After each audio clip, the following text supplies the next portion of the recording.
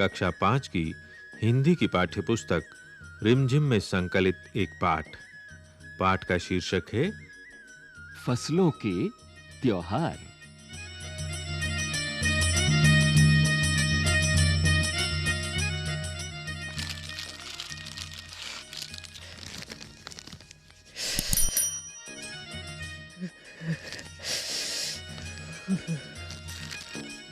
सारा दिन बोरसी के आगे बैठकर हाथ तापते हुए गुजर जाता है। कहां तो खिचड़ी के समय धूप में गर्माहट की शुरुआत होनी चाहिए, और यहाँ हम सूरज के इंतजार में आस लगाए बैठे हुए हैं। पूरे 10 दिन हो गए, सूरज लापता है। आज सुबह तो रजाई से निकलने की हिम्मत नहीं हो रही थी।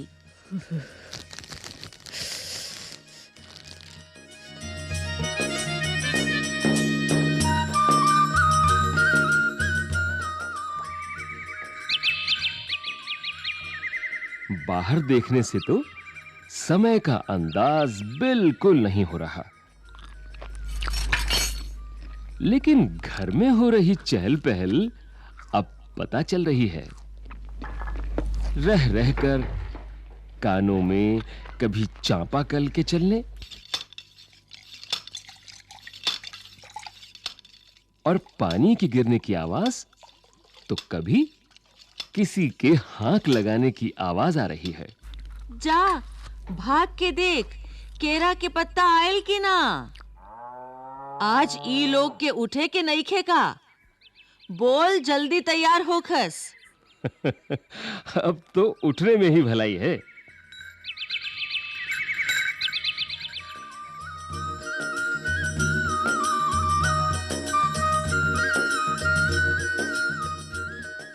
नहा धोकर हम सभी एक कमरे में इकट्ठा हुए।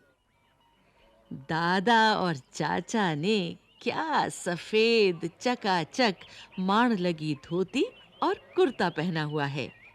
खिचड़ी में ऐसन ठाड़ हम पहले कब्बो न देखनी। सारा देह कनकना देता। पापा ने कहा, शायद आज धोती में उन्हें ठंड कुछ ज्यादा लग रही है। सामने मचिया पर खादी की सफेद साड़ी पहने हुए दादी बैठी थीं। आज दादी ने अपने बाल धोए हैं। झक सफेद सेमल की रुई जैसे हल्के फुल्के बाल। गौर से देखने पर भी एक काला बाल नजर नहीं आता। बिल्कुल धुली-धुली सी लग रही हैं दादी। उनके सामने केले के कुछ पत्ते कतार में रखे हैं, जिस पर तिल, मिठा यानी गुड़, चावल आदि के छोटे-छोटे ढेर पड़े हुए हैं। हमें बारी-बारी से उन सभी चीजों को छूने और प्रणाम करने के लिए कहा गया। जब सबने ऐसा कर लिया, तो उन सभी चीजों को एक जगह इकट्ठा करके दान में दे दिया गया। आज तो अप्पी दिदिया बुरी फंसी। उन्हें न तो चूड़ा दही ही पसंद है और ना ही खिचड़ी। पर आज तो फरमाइशी नाश्ता नहीं चलेगा। उन्हें दोनों ही चीजें खानी पड़ेंगी। आज खिचड़ी जो है, खिचड़ी खाने के बाद सभी ने गया से आए तिल, गुड़ और चीनी के तिलकुट को बड़े चाव से खाया।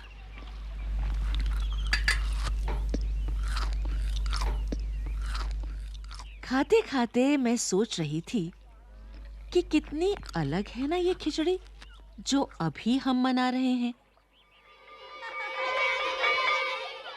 स्कूल में हम जो खिचड़ी मनाते थे, उसकी अलग ही मस्ती हुआ करती थी।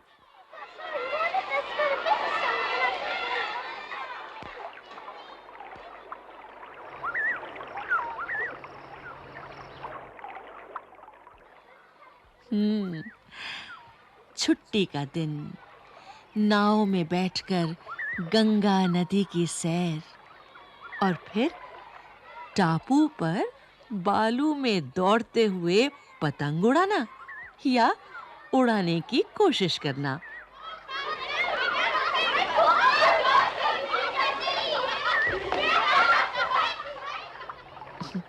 कितना मजा आता था। इधर हम पतंग उड़ाते थे और वहीं थोड़ी दूरी पर गुरुजी, विमला दिद्दा, आनंद जी, झिलमिट भैया सब मिलकर ईंट से बने चूल्हे पर बड़े-बड़े कड़ाहों में खिचड़ी बनाते थे। हम भी बीच-बीच में अपनी पतंगों को सुस्ताने का मौका देते हुए मटर और प्याज छीलने बैठ जाते। वैसी खिचड़ी फिर दोबारा खाने को नहीं मिली। वाकई ढंग कैसा भी हो, पर है ये खुशियों का त्योहार।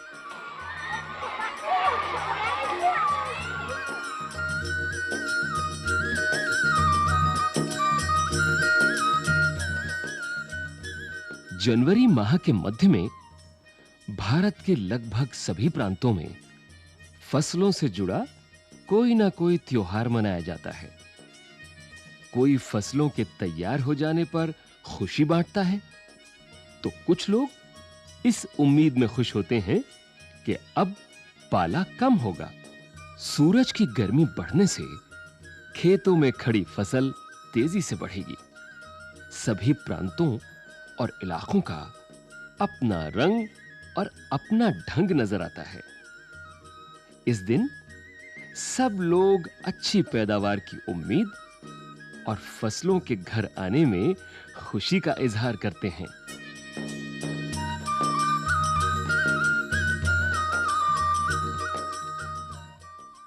उत्तर प्रदेश, बिहार, मध्य प्रदेश में मकर संक्रांति या तिल संक्रांत, असम में बिहू, केरल में ओणम, तमिलनाडु में पोंगल, पंजाब में लोहड़ी, झारखंड में सरहुल, गुजरात में पतंग का पर्व।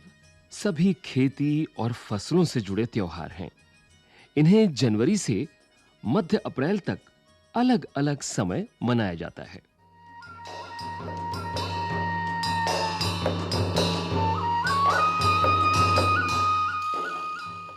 झारखंड में सरहुल बड़े जोशो खरोश के साथ मनाया जाता है। 4 दिनों तक इसका जश्न चलता रहता है। अलग-अलग जनजातियां इसे अलग-अलग समय में मनाती हैं। संथाल लोग फरवरी मार्च में, तो ओरांव लोग इसे मार्च अप्रैल में मनाते हैं। आदिवासी आमतौर पर प्रकृति की पूजा करते हैं।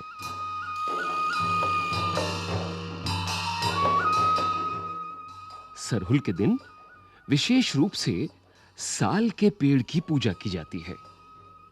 यही समय है जब साल के पेड़ों में फूल आने लगते हैं और मौसम बहुत ही खुशनुमा हो जाता है। स्त्री पुरुष दोनों ही ढोल मंजीरे लेकर रात भर नाचते गाते हैं।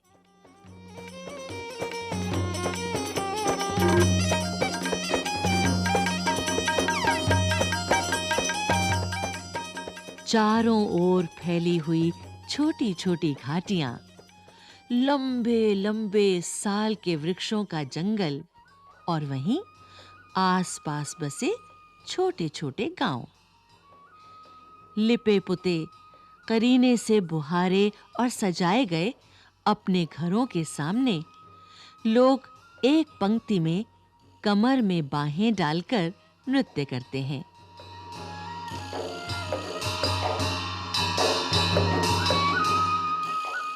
अगले दिन वे नृत्य करते हुए घर-घर जाते हैं और फूलों के पौधे लगाते हैं। घर-घर से चंदा मांगने की भी प्रथा है, पर चंदे में मालूम है क्या मांगते हैं? मुर्गा, चावल और मिश्री। फिर चलता है खाने पीने और खेलों का दौर। तीसरे दिन जाकर पूजा होती है, जिसके बाद लोग अपने कानों में सरई का फूल पहनते हैं।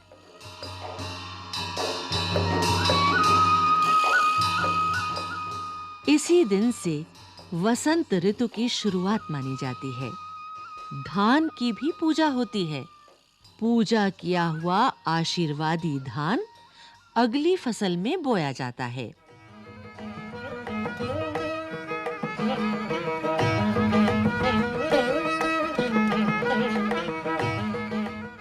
तमिलनाडु में मकर संक्रांति या फसलों से जुड़ा त्योहार पोंगल के रूप में मनाया जाता है।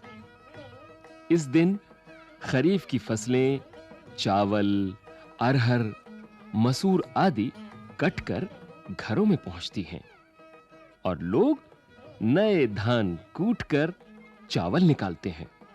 हर घर में मिट्टी का नया मटका लाया जाता है, जिसमें नए चावल, दूध और गुड़ डालकर उसे पकाने के लिए धूप में रख देते हैं। हल्दी शुभ मानी जाती है, इसलिए साबुत हल्दी को मटके के मुंह के चारों ओर बांध देते हैं। ये मटका दिन में 10:30 से 12 बजे तक धूप में रखा जाता है। जैसे ही दूध में उफान आता है और दूध चावल मटके से बाहर गिरने लगता है, तो पोंगला पोंगल, पोंगला पोंगल यानी खिचड़ी में उफान आ गया के स्वर सुनाई देते हैं।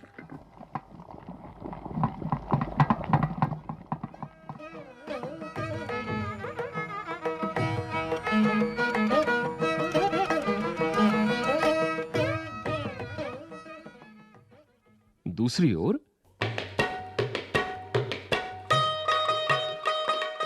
गुजरात में पतंगों के बिना तो मकर संक्रांति का जश्न अधूरा ही माना जाएगा। इस दिन आसमान की ओर यदि नजर उठाएं तो शायद हर आकार और रंग रूप की पतंगें आकाश में लहराती हुई मिलें। प्रत्येक गुजराती, चाहे वो किसी भी धर्म, जाति या आयु का हो, पतंग उड़ाता है। हजारों लाखों पतंगों से सूर्य भी ढक सा जाता है।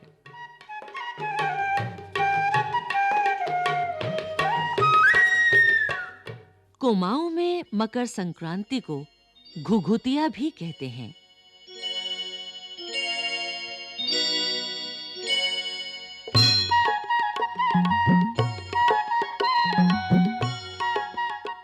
इस दिन आटे और गुड़ को गूंथकर पकवान बनाए जाते हैं।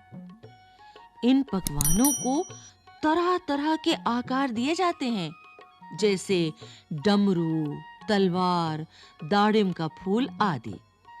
पकवान को तलने के बाद एक माला में पिरोया जाता है। माला के बीच में संतरा और गन्ने की गंडेरी पिरोई जाती हैं।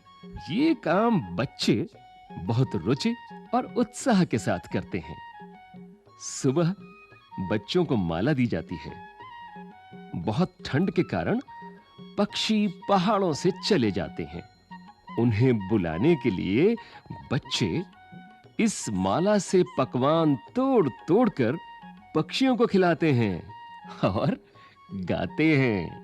कौवा आओ, घुघुत आओ, ले कौवा बड़ाओ, मकई दे जा सोने का घड़ाओ। खा ले पूरी, मके दे जा सोने की छुरी। इसके साथ ही जिस चीज की कामना हो वो मांगते हैं।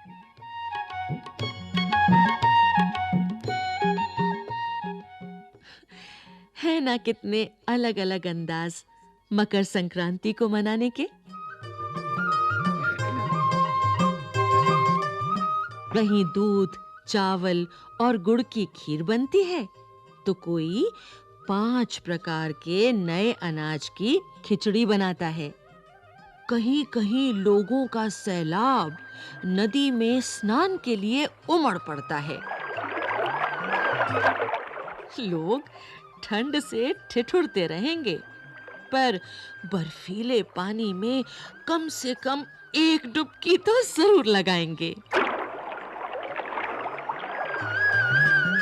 हाल ये होता है कि इन जगहों पर तिल रखने की भी जगह नहीं होती। तिल से याद आया, मकर संक्रांति के दिन पानी में तिल डालकर स्नान करना, तिल दान करना, आग में तिल डालना, तिल के पकवान बनाना विशेष महत्व रखता है।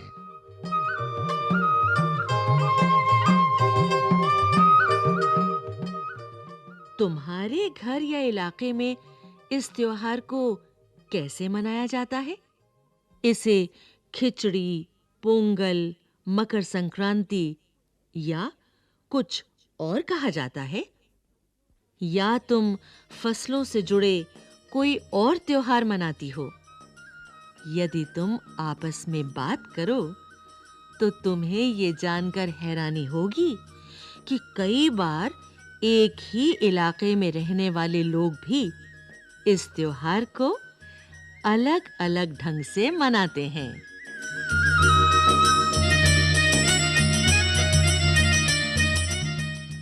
फसलों के त्योहार। अभी आप सुन रहे थे ये कार्यक्रम